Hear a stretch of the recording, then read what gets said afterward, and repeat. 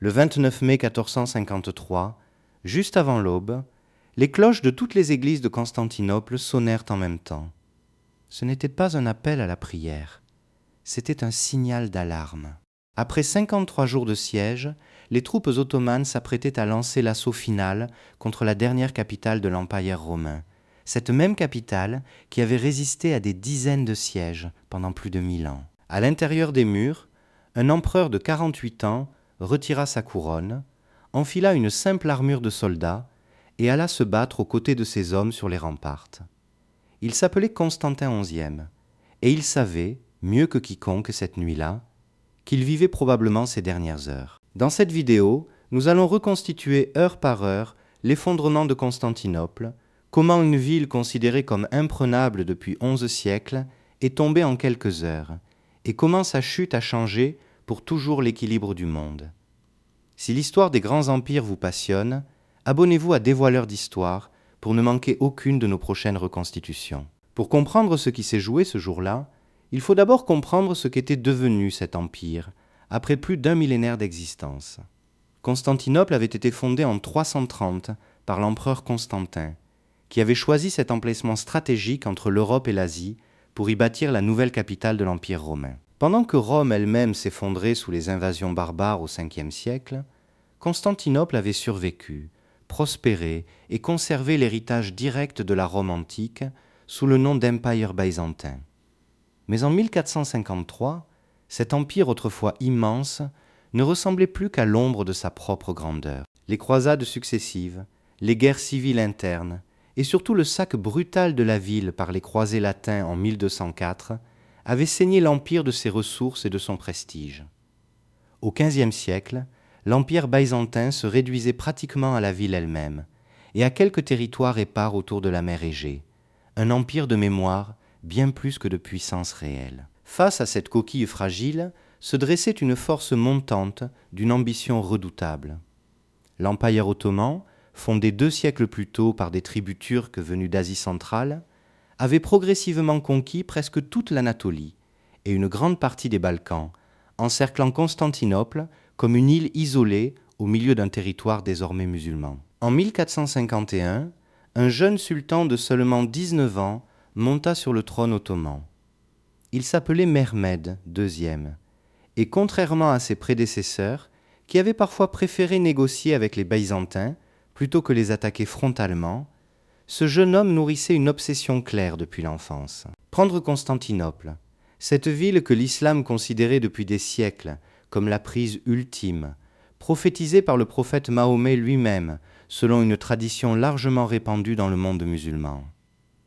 Mehmed se prépara avec une méthode et une patience qui surprirent jusqu'à ses propres conseillers. Il fit construire en 1452 une forteresse massive sur la rive européenne du Bosphore, juste au nord de Constantinople, lui permettant de couper tout ravitaillement maritime venant de la mer Noire. Il rassembla une armée estimée entre 60 et 80 000 hommes, un chiffre considérable pour l'époque, face auquel les Byzantins ne pouvaient opposer qu'environ 7 000 défenseurs, dont près de 2000 mercenaires étrangers, venus principalement de Gênes, sous le commandement du condottiere Giovanni Giustiniani. Mais ce qui allait véritablement bouleverser l'équilibre du siège, c'était une arme nouvelle, que personne n'avait encore utilisée à une telle échelle.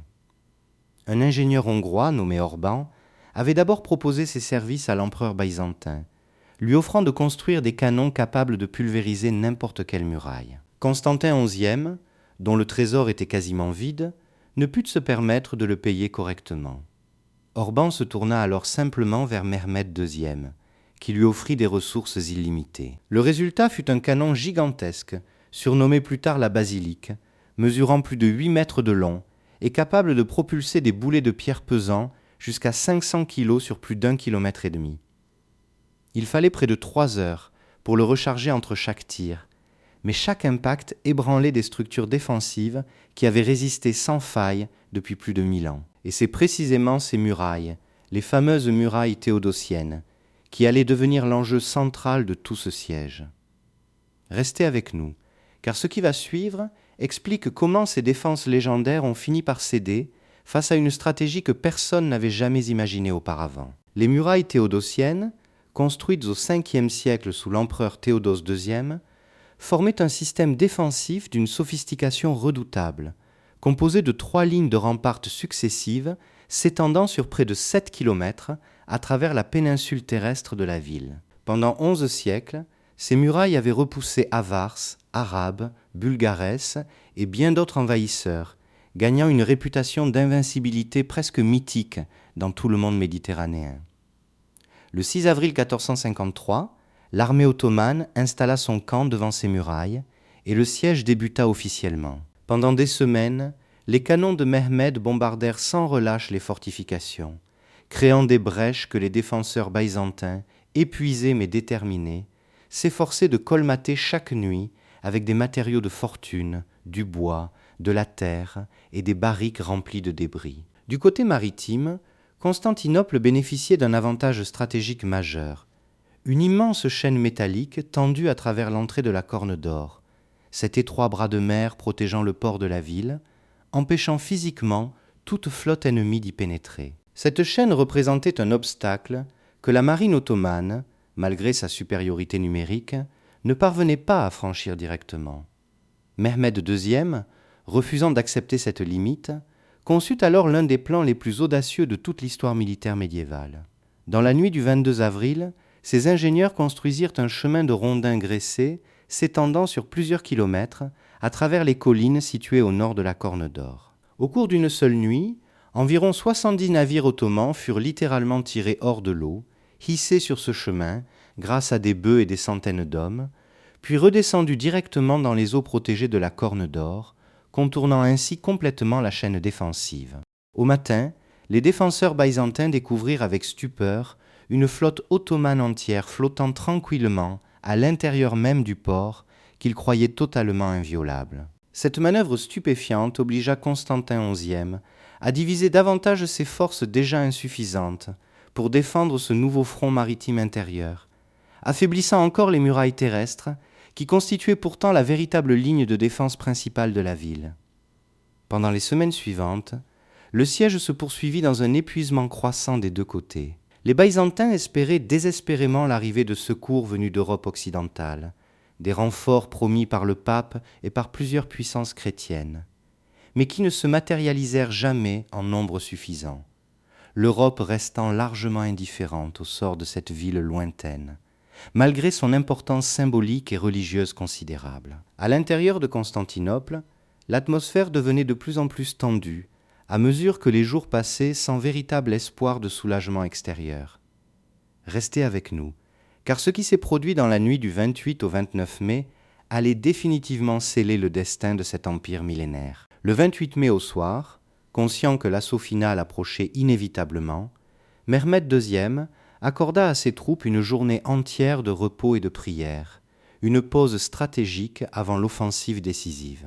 Pendant ce temps, à l'intérieur de la ville, une procession religieuse traversa les rues de Constantinople, rassemblant chrétiens orthodoxes et catholiques dans une unité spirituelle rare, alors même que ces deux branches du christianisme s'étaient violemment opposées pendant des siècles. Constantin XI participa lui-même à cette cérémonie, avant de se rendre au palais des Blachern pour un dernier discours adressé à ses nobles et à ses commandants, un discours dans lequel il rappela l'héritage de Rome qu'ils portaient tous sur leurs épaules, et le devoir de défendre cette ville jusqu'au dernier souffle.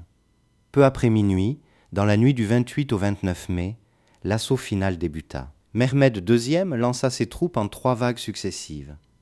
La première, composée de soldats irréguliers peu entraînés, servit principalement à épuiser les défenseurs et à révéler les points faibles des fortifications déjà endommagées par des semaines de bombardements.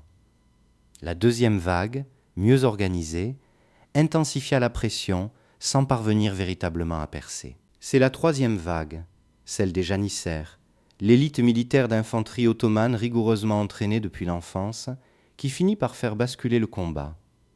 Aux alentours de 4 heures du matin, Giovanni Giustiniani, le commandant génois qui dirigeait la défense aux côtés de l'empereur, fut grièvement blessé et dut être évacué du champ de bataille. Ce départ, bien que justifié médicalement, sema une panique immédiate parmi les défenseurs, qui crurent un instant à un repli organisé et commencèrent eux-mêmes à céder du terrain.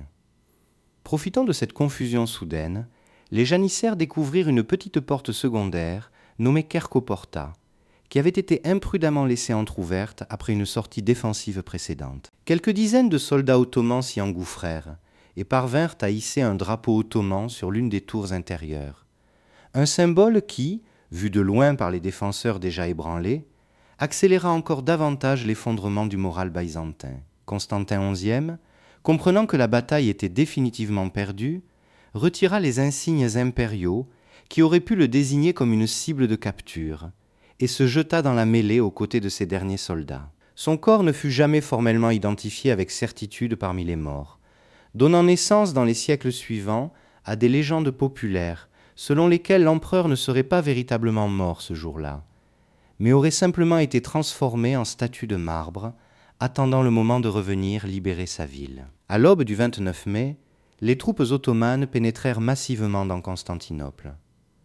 Conformément aux coutumes militaires de l'époque, Mehmed II avait promis 3 jours de pillage à ses soldats en récompense de leurs efforts, une pratique brutale mais courante, lors de la prise de ville ayant refusé de se rendre pacifiquement. Des milliers d'habitants furent réduits en esclavage, des églises furent pillées de leurs trésors accumulés pendant des siècles, et la panique se répandit dans chaque quartier de la ville pendant que les soldats ottomans avançaient méthodiquement. Mehmed II lui-même entra dans la ville en fin de journée et se dirigea directement vers la basilique Sainte-Sophie, ce chef-d'œuvre architectural construit 9 siècles plus tôt sous l'empereur Justinien, symbole absolu de la puissance spirituelle byzantine. Il y descendit de cheval, s'inclina en signe de respect, puis ordonna sa transformation immédiate en mosquée, un geste qui marquait symboliquement et définitivement la fin d'une époque pour en inaugurer une nouvelle. Avec la chute de Constantinople, s'éteignit l'Empire romain lui-même, après une existence ininterrompue de près de 15 siècles depuis sa fondation par Auguste. Ce n'était pas simplement la chute d'une ville, c'était la disparition du dernier lien direct, institutionnel et continu, reliant le monde médiéval à l'Antiquité romaine classique. Mehmed II, désormais surnommé le Conquérant, fit de Constantinople la nouvelle capitale de son empire, qu'il rebaptisa progressivement Istanbul, et entreprit immédiatement de repeupler et reconstruire la ville, attirant des marchands, des artisans et des savants de toutes origines et de toutes confessions pour redonner vie à cette cité qu'il admirait profondément malgré sa conquête brutale. Les conséquences de cet événement dépassèrent largement les frontières immédiates de l'ancien empire byzantin. Des centaines d'érudits grecs, fuyant la ville conquise, se réfugièrent en Italie en emportant avec eux des manuscrits anciens contenant des textes classiques que l'Europe occidentale avait largement oubliés depuis des siècles. Cette migration intellectuelle contribua directement à alimenter la Renaissance italienne, déjà en gestation, en redonnant un accès direct aux savants occidentaux, à la philosophie, aux sciences et à la littérature de la Grèce antique. Par ailleurs, la chute de Constantinople coupa définitivement les routes commerciales terrestres traditionnelles reliant l'Europe à l'Asie, désormais sous contrôle ottoman, poussant les puissances maritimes européennes, en particulier le Portugal et l'Espagne, à chercher de nouvelles routes vers l'Orient par voie océanique. Cette quête désespérée d'alternatives commerciales déboucherait, quelques décennies plus tard seulement, sur les grandes explorations transatlantiques qui changeraient irrémédiablement la carte du monde entier.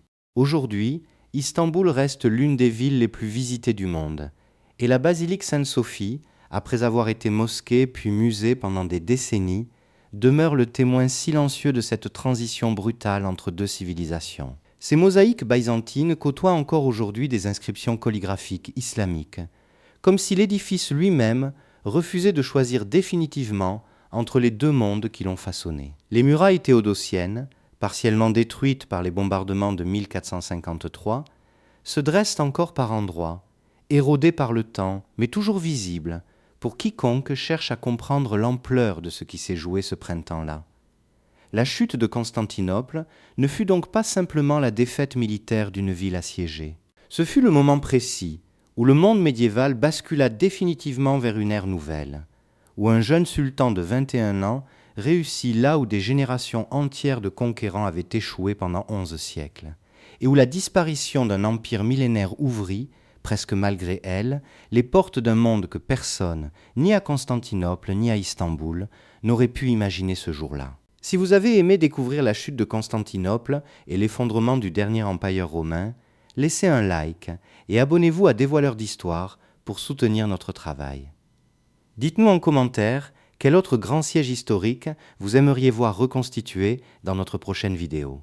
Merci beaucoup pour votre attention et à très bientôt.